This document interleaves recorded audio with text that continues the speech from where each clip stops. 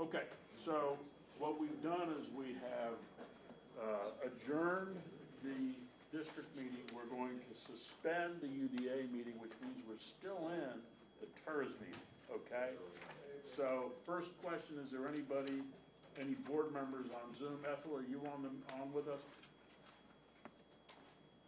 Yes, good afternoon. Great, thank you, Ethel, appreciate it. Any Absolutely. members of the public on Zoom? No, okay, great.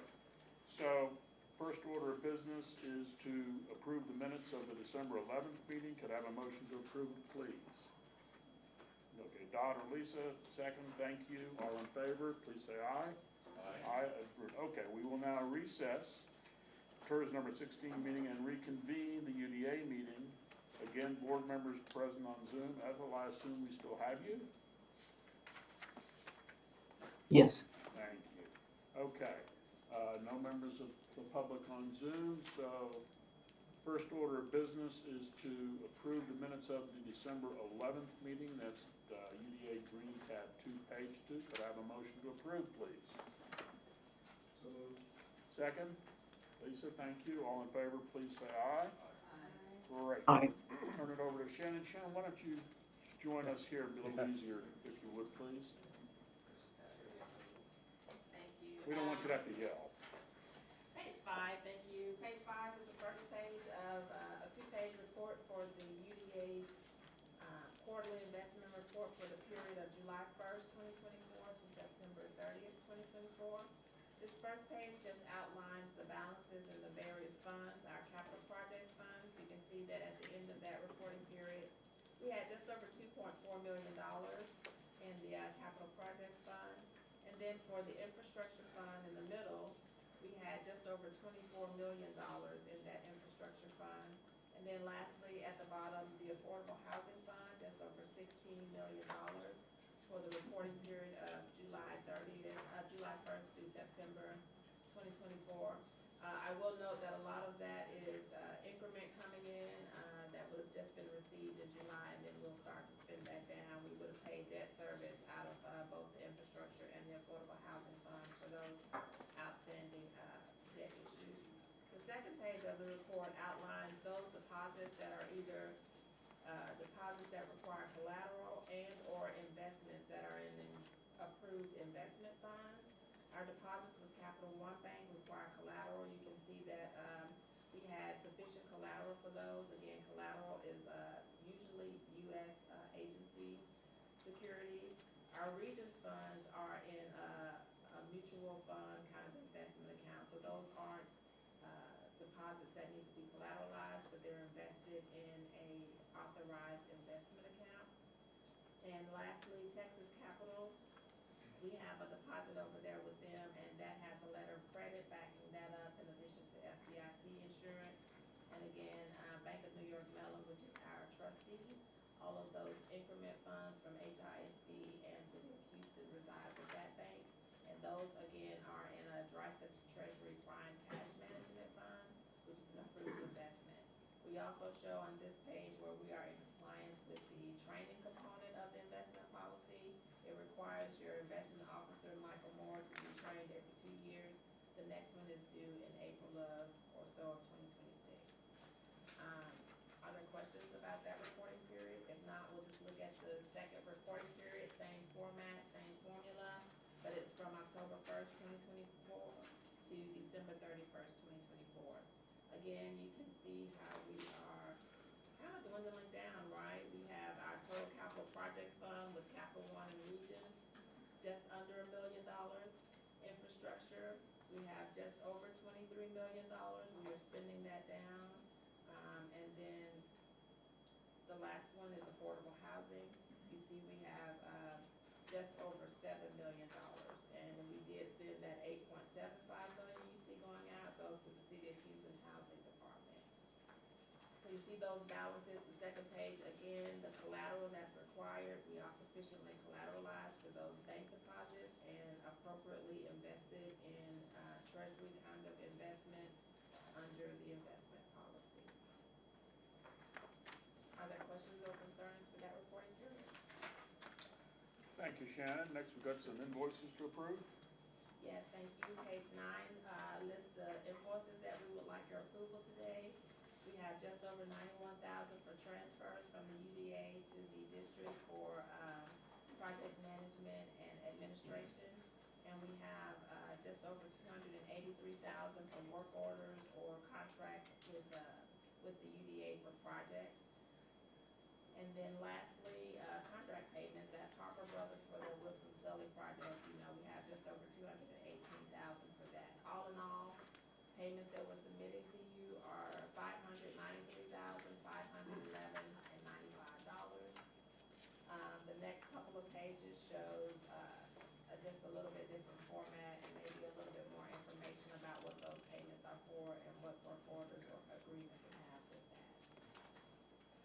Are there questions or concerns? Any You see questions? It's getting smaller, we're almost done with I Wilson noticed that, Scully. yeah, and one of the We have- big things is I see that this is just our annual insurance renewal. Yes, That's- that is the biggest one out of there is, property and directors and officers for the UDA. An important element. And- Okay. And we are done with Wilson Scully unless there are a couple invoices coming in. Right. But there's as just far another as- retainage. As far as construction, Okay. grass, That's that question. we're done. It looks like we're done. yeah. Yeah, That's We might terrific. fix one $500 irrigation line, but that's, that's, We're done Okay. with fences? yeah, fences, what's that? Fences We're are done up. with fences? Fences are up. Okay, any questions about any of the invoices? If not, could I have a motion to approve payment, please? So moved. Thank you. All in favor, please say aye. Aye. All right. The MWDB report, Shannon. yes, on, page 13, we also provide the MWDBE/SPE report. The top section kind of looks at where we are year to date or inception to date.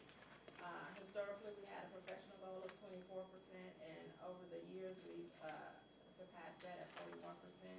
Construction goal, 17% historically, or cumulatively, we're at 24%. The bottom half is looking at this year to date. You can see the professional services percentage is 57%, while construction is 4%. And again, Wilson Scully is toward the end of that, so that's why that is low. But the project did achieve a 17% goal. And then we have a couple of charts to show a little bit different depiction and a little bit more detail. Okay, any questions about that? I don't know if I have the, in this book, do y'all have the budget to actual? Yeah, that maybe it's I in can here. speak to? It was right after I kind of wanted to bring your attention as we were talking about the invoices. We're gonna try and give you a depiction of where we are in the fiscal year with our capital improvement program, much like the district board does. This page 12 in your books, the top half, year to date is where we are with the UDA and the capital program. We have not received the revenues yet, so you can see there that most of that comes in June, when you'll start to see the big numbers come in and then the different transfers out. But I'll call your attention to the bottom half, which is the capital improvement program. You can see on the left-hand side, we have the CIP project numbers that we report in the document to the city of Houston. But I want to start giving the board a feel for where we are on these projects. For Wilson Scully, we budgeted $1 million. You see we've spent about $1.7 million. That project was going slower than forecast, so we didn't finish much in the previous year, and so we're catching up here. But again, that project is complete, and we'll make the final retainage payment. You can see also a big item was the $1.8 million to TxDOT on the north end. We did pay that, and we've completed our commitment to TxDOT. Then I'll draw your attention to the Memorial Park area. We paid $1 million in Memorial Park for ecological restoration, which was budgeted. We've also finished the land bridge commitment. That last $234,000 was maintenance for the prairie. Also, we paid the green space maintenance that was budgeted to Memorial Park at $2.3 million. The one thing that we have not spent and do not expect to spend in this fiscal year is the $3.2 million that we budgeted for design of the Memorial Park Land and Bridge, Uptown Land and Bridge Trail. can see at the bottom, our capital program for the year FY '25 was 10.4 million, and we spent 7.4 of that. Again, we'll try and give this to you on a quarterly basis, just so you know, as, you know, in addition to just looking at the invoices that we're approving each month. Okay. This is very helpful. Yeah, thank you. That is very helpful. Mr. Chairman, can I Yes, say sir. one thing? Next month, we're going to, we're starting our budget cycle right now, for the UDA and the TIRZ. Last year, we told everybody that the amount that was coming in was less than projected because of litigation settlements, a lot of litigation settlements, valuations topping off and being flat, and then the tax rate going down year after year. We went out 5 years to look at it for that last budget. We're gonna take it all the way out to 2040, which is the end of the TIRZ. And so it's gonna have some impact on our agreement with the tri-party agreement with Memorial Park. We're still gonna be helping out with maintenance and, hopefully some capital projects, but it's not gonna be, we only have the amount of increment we have, and so there is going to be, some adjustments over time. So we're gonna take it all the way out to 2040, we'll show you some, we've got very, conservative, estimates on growth. That growth will come after we get some of these projects, like right here at the Apache property and here at Post Oak Central, which is gonna be announced next month. It's be announced about Post Oak Central next month. So there is some growth coming in, but it's still gonna be a couple of years. So we're gonna give you an update at the next board meeting where we look all the way out to 2040. Okay, that cover what you needed to cover? Okay. So any questions back on the NWDB report before we move on? I have a question. I think Mike and I have talked about this before, but in terms of the affordable housing contribution to the city, are they able to break that down at all to tell us where that money is going? That's a great question, and there's a good answer. Michael? The 100 million, yes. Did I give you that packet of the PowerPoint? You did. Yeah, it's that, the 100 million is in that PowerPoint except for, I think, 14 million. It's been spent, but that is the best. And we also got a couple maps that I'll email you, and I'll email everybody here. It was a very detailed report, I mean, by project. It was quite informative. We will, I've got it in a hard copy, but what I'll do is we'll scan it, and I'll send it to everybody with a couple of the maps. So we do have the 100 million. They can't segregate the other millions that we give them that go directly into, because it gets blended with all these other funds. And so. Michael, is about half of what our increment that we get for affordable houses, about half of it go to service the bonds and half of it Yes. goes in the form of a check. Yeah. I remember I used to always ask John Breeding, what happens with that? He says, well, I get a receipt for the check.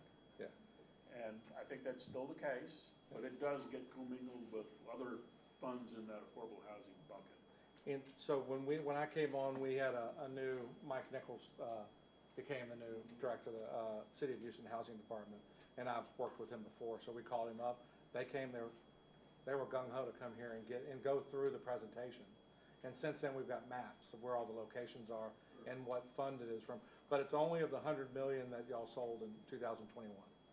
But it does appear to be fairly responsibly used, Yeah. it does. And I can say, you can look at it and say, it's a relief, you know, you see where it went, it did not disappear somewhere, Yeah. which is nice. No, I never had any doubt about that. It's just, knowing what zip codes needed the most. There's a map. Yeah, There's a map. where it went. Yeah. A lot of that money is for down payment assistance and things. A lot of it is that sort of thing, Yeah, yes, so it is. it's a good story to be told. Yeah, It's a good I story agree. to be told. And then what we'll do since the county has joined, and so the county has, again, 30% of the increment of the county, which is, it's not gonna be as big as the city, it's a lot smaller increment. But we'll try to see if they can keep it in a different bucket and track it. We do know because of the, it's ILA or MOU we signed, what was it, ILA? It was interlocal agreement we did sign, that they will be spending it within 3 miles of the TIRZ border. Now it's a big area if you go north and if you go south, but it will be spent on this side of town. And clearly, Which there's a lot of need, With especially the goal south. towards looking to our southwest here, in Yeah. terms of areas that need it. So, But we're that gonna was add- actually a helpful thing to do that we were able to, because Michael was able to get negotiated in the agreement. Yes, ma'am? Have you ever had an ask or request from those paying the taxes about that? I mean, is it on their tax bill or, collecting that? Well, this is coming from the tax increment, okay? So, as you probably know, there's been a lot written about where does the tax increment go? And I would simply say there's a lot of misunderstanding out there in the world of where the tax increment goes. I think the perception that some have leveled is, well, the rich tax districts just get it and they spend it all themselves, and Michael and the team has been doing a great job of putting together something that says, not so fast, that's not what's happening. Affordable housing makes such frankly a big part of what we do. So you asked the right question, and there is gonna be a really good answer to all of that. I mean, we know it, but this will actually document it. Yeah. I don't have it in front of me, but you can see it in the yearly audit. And what it says is how much money has been spent in the UDA and TIRZ in here. And it says about, correct me if I'm wrong, $840 million in 2023. Over time, through 2023. Roughly 247,000 went to housing, $240 million out of the 130, 40. Anyway, over 800 million, 100 and then there was a big chunk, 74 or 5 that went to HISD for facilities, not being spent here, being spent on facilities around HISD district. And then all HISD. And then 140 million that was spent, was 140 or 20, that was spent on parks. Now, a big chunk of that, 74 million was from the TIRZ. The difference came from grants and from the Kinder Foundation. So what it's They don't say anything about that. what it's gonna point out is that several things. Number one, of the dollars that we get in, a lot of it's spent on different things. Number two, we leverage those dollars into other dollars that are spent on other things. So that's why they're putting all these numbers down, because it is really hard to follow. And so we'll put it on a big screen and. You know, and the kinda old walk expression, through it. follow the money, well, in this case, we want people to follow the Yeah. money.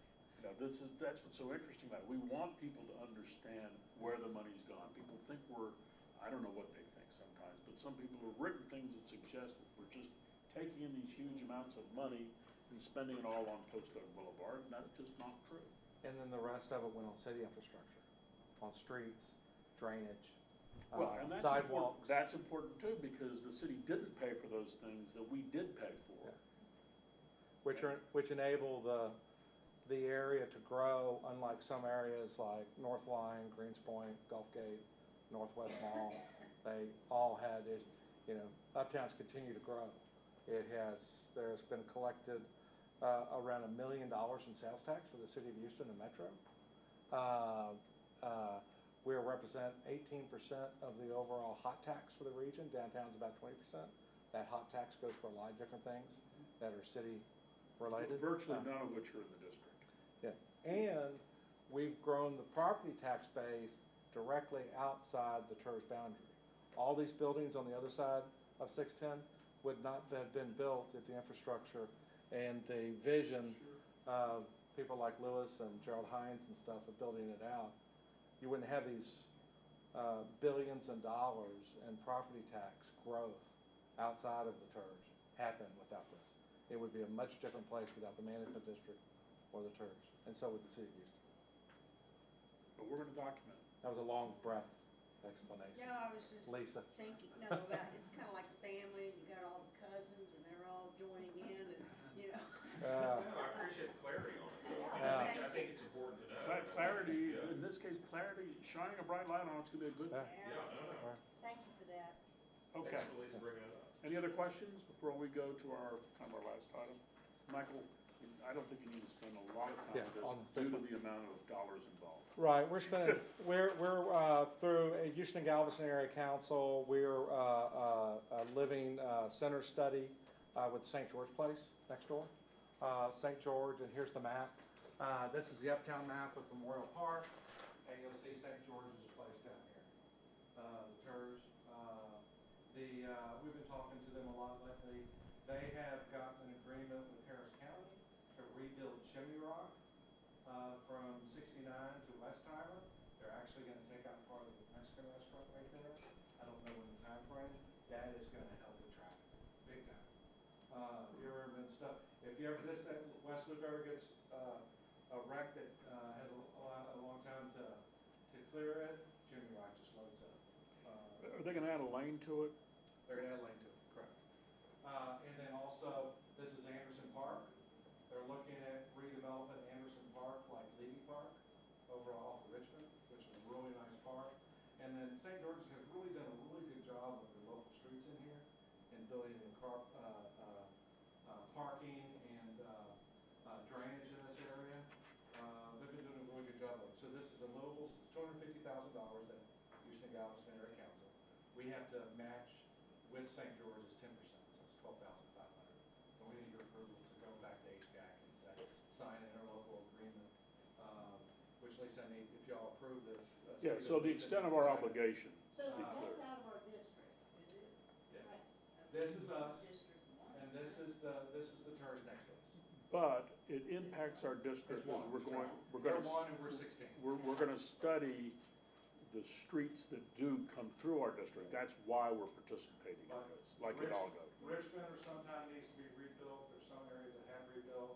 Hidalgo, we're gonna be looking at making it 2 ways all the way through. To Sage, to Chimney Rock, now it's 1 way, all the way up to the Waterwall Park. So there's a lot of areas of connectivity that we can work with them. And they have, just like us, the county joined them. So there's a lot of synergy, is the word, between the two in this area on connectivity. Any questions? Could I have a motion to approve entering into the interlocal agreement, please? Oh, you need me to, That's awesome. approved, yes. Second? Second. Thank you. All in favor, please say aye. Aye. You know, Michael, we do have on the agenda an update, but I think you've already given the update. I don't know if they were here. Were y'all here when I gave the update on the vehicles, crime stats? no. No? Okay, why don't you run through it then? So the district runs their off-duty officers that TJ runs down there. We're getting new vehicles. I think I reported last year that maintenance all our trucks have are hitting that age where you need to replace them. Dwayne knows he has to keep them running. He had two breakdown last week. Our basically monthly maintenance has been $9,000. Last month was $11,000 for the 6 trucks. So they're getting old. They're time to replace. We're getting 4 new vehicles, 4 interceptors. We're going to keep 2 of the trucks, the newer trucks. So we still have 6. The trucks are currently, as of this week, being built at the Ford plant. I don't know which plant they're being built. We've got the VIN numbers. The dealership already has the VIN numbers. They complete them in 3 weeks. They send them to Silsbee Ford, which is just northeast of us. They buy all the police vehicles, the Ford police vehicles, and you have to buy them through them, basically. So they're going to get them in mid-March. It's going to take 4 weeks to outfit them, put the lights, the bars, the side lights, all the police package. They do it here. They don't do it at the factory. These are built to idle. So they'll idle on the city streets. They're built to idle, and I think the first 3 or 4 years, we're gonna have little maintenance costs besides oil, besides Miles do they last? Or is it miles? It's the idling that's the problem. Well, no, I've been through this with my neighborhood, and we bought, the Tahoes, this was about 10 years ago, we bought a police. Anyway, I just wanted to know how many miles. You bought a police package? Yeah, Oh, you did? Did it work? no. Oh. I- That's why we didn't buy the Tahoe. Well, I knew, we had an off-duty HPD, I was just wondering how many, is it miles, or how, what, is, Yeah, how long do they last for you? How There's many- miles, but there's also engine hours. Yeah, okay, how many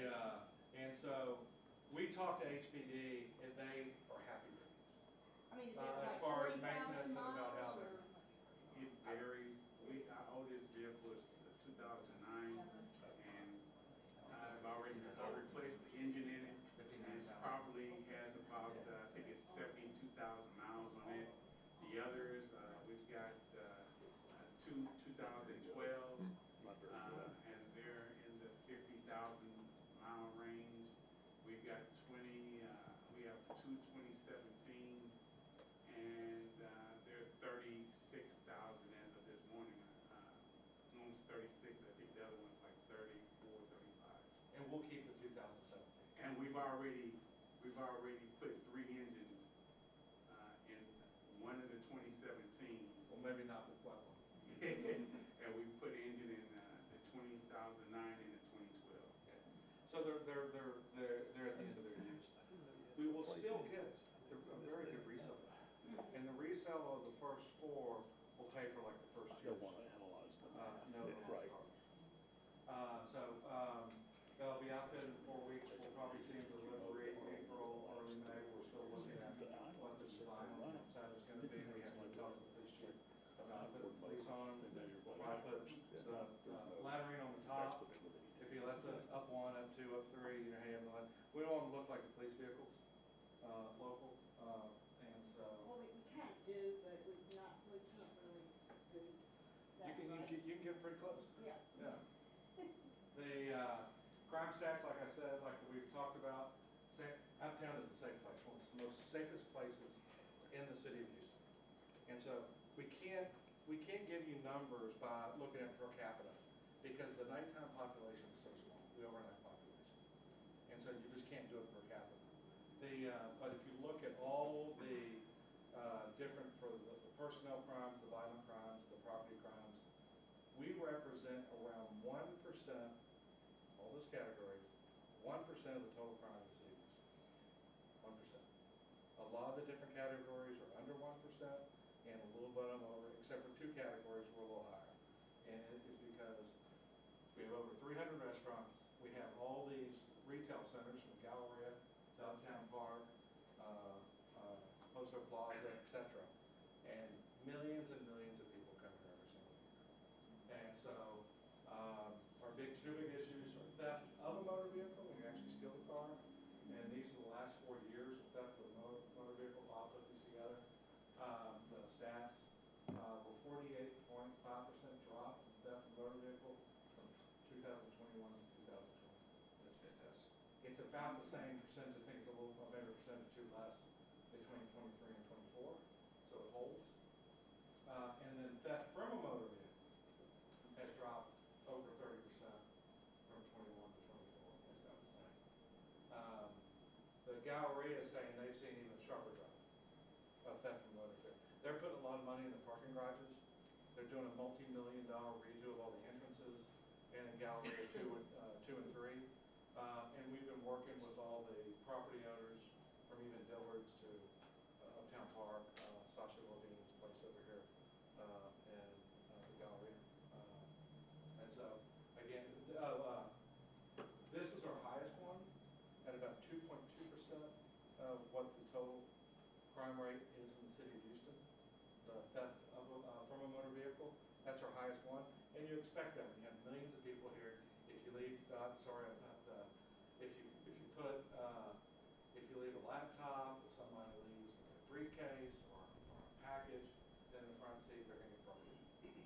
We do a lot, the different centers do a lot, educating people not to do that. So Do you hopefully. still attribute the flock cameras to that? Flocks are hard to, because Track? track how they affect it here. They're working. I have tracked, some of this is the flock cameras, but they can't give you a number. They get anything that pops on the flock cameras of the stolen vehicles or a person of interest. They could just be driving through here and not actually stopping here. Or they could be somebody that actually broke into cars in Uptown Park. So they are effective. They're worth their money. But I can't give you, and HPD can't do it either. But they can give you a lot of different, there's a lot of different instances of how those flock cameras have helped solve, especially the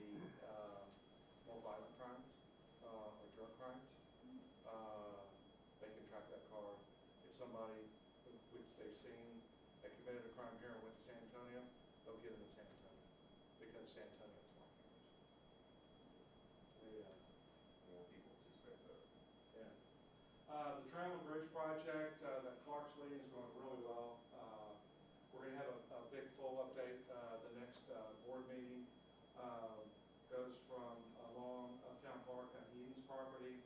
We're still negotiating with Eden's for the right-of-way right here. This is where the bridge will be.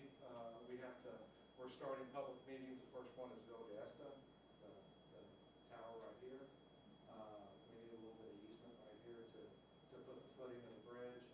It'll go into Memorial Park. This is the archery range of Memorial Park. Circle back around, it's 610, along the Arboretum, in the woods. So you'll have trees on both sides of you as you're walking around the line, to Woodway on Wood Memorial, connecting. This is kind of what the bridge will look like when it's crossing the lake and on the other side. If we have the right money, which hopefully we will, we'll have a little observation area, because this is gonna be, it's a long distance between, bank to bank, so you're above the floodplain. It's a full briefing next time. And, for the first time that we know of, we have a trail ride coming down, Post Oak Boulevard on Friday. The Mission Trail Ride is coming from, south of Goliad, to Houston. About 160, 170 riders. That's the trail boss, really good guy, Jeremy. It's only Hispanic trail ride, Vaqueros Club out of San Antonio, Goliad. I'm actually no Fort Bend with Vaqueros. And they're excited, we're excited about it. Please come out, tell all your friends. The staff and some others are gonna be out in front of Balboa over in here during the trail ride. It's gonna be pretty cool. Any questions? Okay. Did y'all get an email on this yet? Yes. Okay, good. If there are no other questions, we will now recess Uptown Development Authority meeting. We will reconvene the TIRZ 16 meeting, and we will adjourn both reinvestment zone number 16 and Uptown Development Authority. Thanks, everybody, and thanks, Louis. Thank y'all.